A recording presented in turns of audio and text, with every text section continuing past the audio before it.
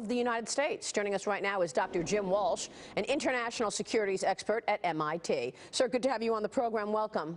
Good to be with you. You know, we should point out that what the Ayatollah actually said, if you want to quote him specifically, was it's not going to change our position against the arrogant United States.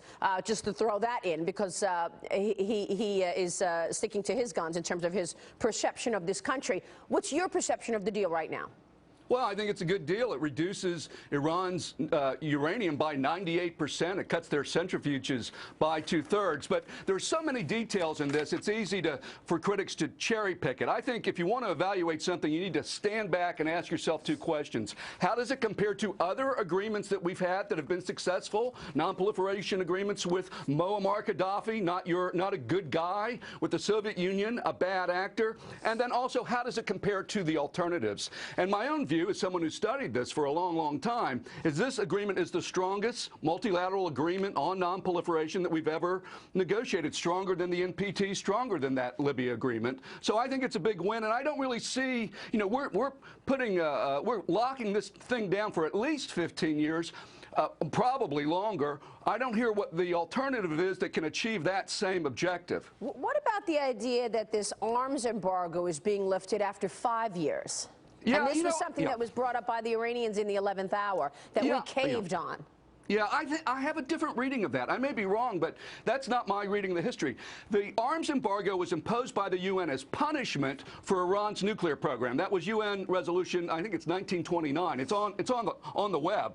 And so now that they've agreed to do what we asked them to do on their nuclear program, they expect sanctions imposed for the nuclear issue to be rolled back. So I think the Iranians were surprised that this wasn't going to happen. I think they had to swallow hard to have it extend for another 5 years. I actually think that was a win for us. That was a win for us. Why? That it was Why?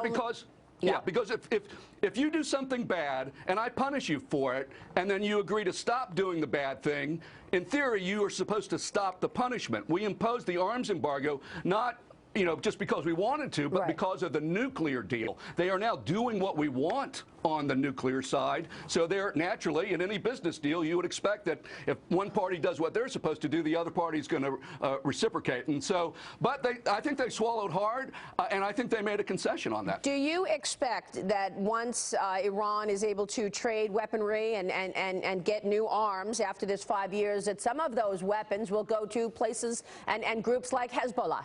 Yeah, I think that will happen. Now, the CIA came out with an analysis on Friday that said the bulk of sanctions relief is going to go to the economy. I expect some leakage there, some of it to go. But what's the logic here? If we're saying we want to deal with Iran that stops the nuclear program, but they get no sanctions relief, who's going, on what planet is that deal possible? The only way that happens is if they do what we want them to do, and then we stop the sanctions.